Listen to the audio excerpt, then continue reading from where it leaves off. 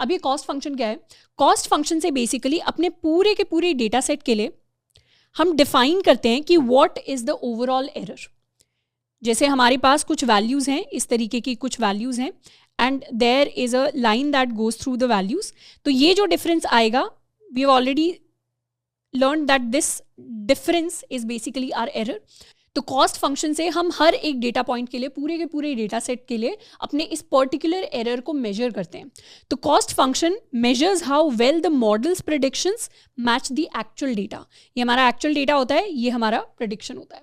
अब सबसे पहली चीज जो दिमाग में आएगी कि ठीक है, हमें कॉस्ट फंक्शन डिफाइन करना है, क्योंकि सिंगल डेटा पॉइंट का एरर कैलकुलेट करने का कोई पॉइंट नहीं है, हमें ओवरऑल डेटा का एरर निकालना पड़ेगा कि किसी भी मॉडल ने, किसी भी हमारी बेस्ट फिट लाइन ने पूरे ओवरऑल डेटा सेट के लिए कितना एरर दिया है, कितना रेजिडुअल एरर दिया है।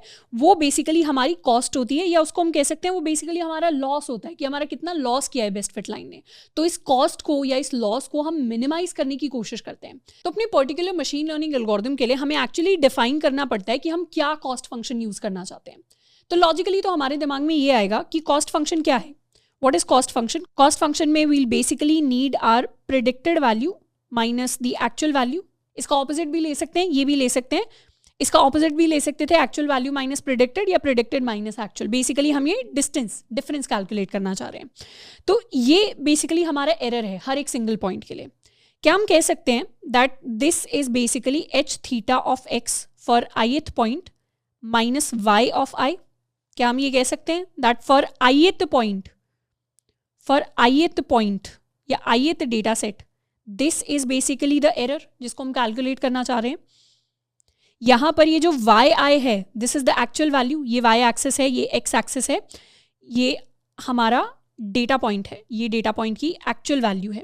तो एक्चुअल वैल्यू किस पर आएगी? एक्चुअल वैल्यू ith पॉइंट के लिए इस y एक्सिस पर आएगी, एंड प्रेडिक्टेड वैल्यू कहां पर आएगी? हमारी बेस्ट फिट लाइन पे आएगी। अब बेस्ट फिट लाइन का फॉर्मूला क्या होता था?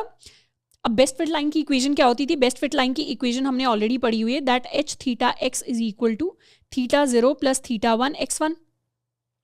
तो बेस्ट फिट लाइन के अंदर हमें पता है that the predicted value for xi will be this particular value. तो ये क्या हो गया? ये एक तरीके से हमारा एरर हो गया।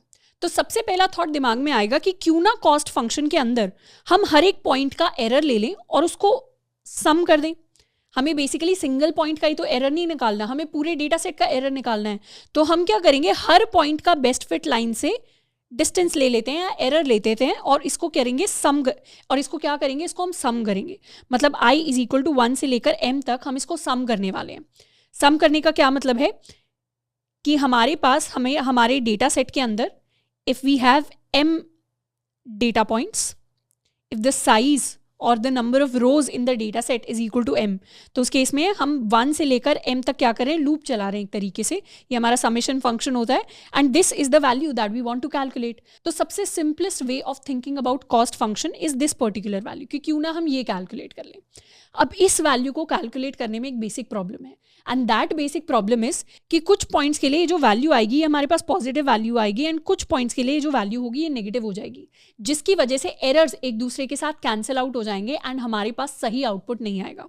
कहने का मतलब ये है कि एक पॉइंट अगर यहाँ पर लाई करता है तो यहाँ पर तो अगर हम प्रेडिक्टेड वैल्यू से एक्चुअल वैल्यू को माइनस करेंगे तो हमारे पास कुछ नेगेटिव वैल्यू आएगी, एंड एक दूसरा पॉइंट हम लेंगे जो यहाँ पर लाई करता है, एंड इसका जब हम डिस्टेंस निकालेंगे या इसका जब हम प्रेडिक्टेड माइनस एक्चुअल को माइनस करेंगे तो ये हमारे पास एक पॉजिटिव वैल्यू आएगी। तो ये ऊपर वाली नेगेटिव और ये नीचे वाली पॉजिटिव कैंसिल आउट हो जाएंगी, जिससे इवेंचुअल हमारे पास 0 आंसर आ जाएगा। पर ये तो गलत बात हुई, क्योंकि दोनों ही पॉइंट्स को हमारी इस बेस्ट फिट लाइन ने गलत प्रेडिक्ट किया है, तो एरर तो 0 नहीं होना चाहिए। तो जब भी हम इस तरीके से अपने कॉस्ट फंक्शन के अंदर अपने कॉस्ट को या अपने एरर्स को ऐड करते हैं तो हमारे पास सही वैल्यू नहीं आती। इसीलिए हमें इस कॉस्ट फंक्शन को थोड़ा मॉडिफाई करना होता है। तो मॉडिफाई करके हमारे पास मल्टीपल ऑप्शंस आते हैं कॉस्ट फंक्शन के। कुछ कॉस्ट फंक्शन होते हैं जिसके अंदर हम स्क्वायर्ड एरर को यूज करते हैं, कुछ कॉस्ट फंक्शन होते हैं जिसके अंदर हम लॉग ऑफ एरर्स लेते हैं, कुछ कॉस्ट फंक्शन होते हैं जहां पर हम एब्सोल्यूट एरर वैल्यूज के साथ डील करते हैं। तो कॉस्ट फंक्शन अलग अलग तरीके के होते हैं, मतलब कॉस्ट फंक्शन के बहुत सारे फॉर्मूले हैं जो एग्जिस्ट करते हैं। लीनियर रिग्रेशन के अंदर जनरली जो हम कॉस्ट फंक्शन यूज करते हैं that is called mean squared error, इसे हम कहते हैं MSE, and this is the cost function which is typically used for linear regression, जो हमें हमारा एग्रीगेटर एरर रिटर्न करके देता है. एंड MSE का क्या फॉर्मूला होता है? MSE का फॉर्मूला होता है कि हम यही सेम वैल्यू लेंगे. हम बेसिकली निकालना चाहते हैं are predicted value xi minus yi, पर हम क्या करेंगे, इसका स्क्वायर ले लेंगे.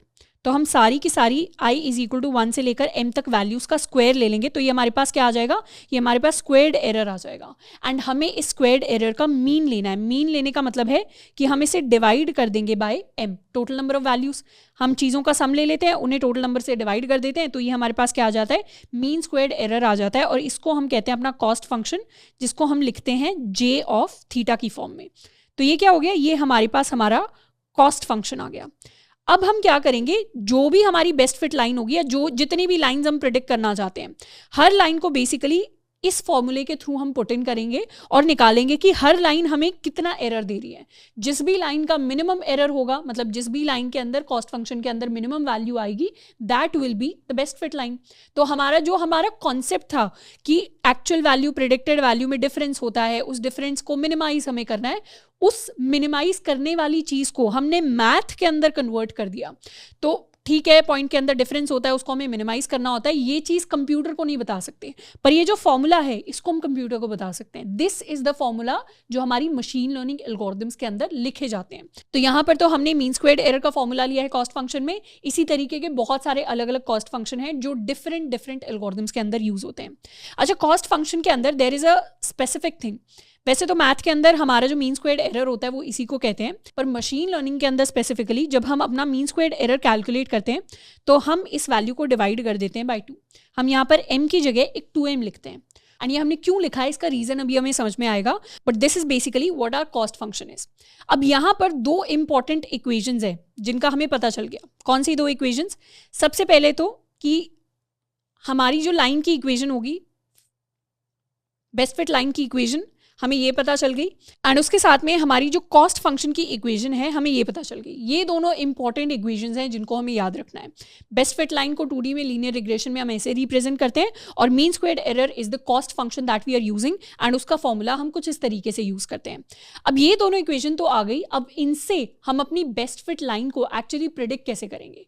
बेसिकली हम क्या करते हैं लीनियर रिग्रेशन में, हमें पता है कि ये हमारी इक्वेशन है जिसको हमें सॉल्व करना है. इस इक्वेशन को हमने सॉल्व कर लिया तो हमारे पास इक्वेशन ऑफ स्ट्रेट लाइन आ जाएगी, जिसका मतलब है हमारे पास हमारी बेस्ट फिट लाइन आ जाएगी. अब इस इक्वेशन के अंदर θ0 एंड θ1 की सही वैल्यूज फाइंड आउट करना ही इस इक्वेशन को सॉल्व करना है. Basically y is equal to mx plus c में c और m की वैल्यू फाइंड आउट करना ही स्ट्रेट लाइन की इक्वेशन फाइंड आउट करना है. तो हम इन 2 वैल्यूज को फाइंड आउट करने की कोशिश करते हैं. And how do we generally do that? हम बेसिकली क्या करते हैं, θ0 एंड θ1 को किसी वैल्यूज के साथ इनिशियलाइज करते हैं. इनकी कुछ इनिशियल वैल्यूज रखते हैं. ये रैंडम वैल्यूज हो सकती हैं, ये बहुत छोटी वैल्यूज हो सकती हैं, 0.5 के साथ, 0.3 के साथ, कुछ भी रैंडम वैल्यूज के साथ हम इनको इनिशियलाइज कर सकते हैं, रैंडम लॉजिकल वैल्यूज के साथ. उसके बाद हम क्या करते हैं, इन दोनों वैल्यूज को हम अपने कॉस्ट फंक्शन के अंदर पुट करते हैं. एंड ये देखते हैं कि कॉस्ट फंक्शन में जो भी वैल्यू आई, क्या उससे और नीचे जाया जा सकता है, मतलब क्या हम इस वैल्यू को और मिनिमाइज कर सकते हैं. अगर मिनिमाइज कर सकते हैं तो फिर हम θ0 θ1 को क्या करेंगे, अपडेट करेंगे. मतलब हमारे जितने भी पैरामीटर्स होते हैं उनको फिर हम अपडेट करते हैं एंड दोबारा से उनके लिए कॉस्ट फंक्शन देखते हैं. फिर देखते हैं क्या इसको और मिनिमाइज किया जा सकता है. अगर मिनिमाइज किया जा सकता है तो दोबारा से θ0 θ1 को अपडेट करेंगे. एंड इस तरीके से फाइनली अपडेट करते करते करते करते हमारे पास एक बेस्ट वैल्यू ऑफ θ0 θ1 आती है जो हमें सॉल्यूशन दे देती है. तो लीनियर रिग्रेशन के अंदर हमारे ये फ्लो होता है जिसके अंदर हम अपनी बेस्ट फिट लाइन को फाइंड आउट करने की कोशिश करते हैं. Now let's try to understand this entire flow in detail. अभी तक हमने सिर्फ ये बात की है कि कोई बेस्ट फिट लाइन होती है जो एग्जिस्ट करती है, ये उस लाइन की इक्वेशन होती है, और ये कॉस्ट फंक्शन होता है जिससे हम इवैल्यूएट करते हैं कि ये लाइन कितनी अच्छी है या कितनी खराब है. अब हम बात करने वाले हैं अबाउट द ओवरऑल इंट्यूशन की ये दोनों फॉर्मूले पता चल गए, तो अब कैसे हम अपनी फाइनल वैल्यू को प्रेडिक्ट करेंगे.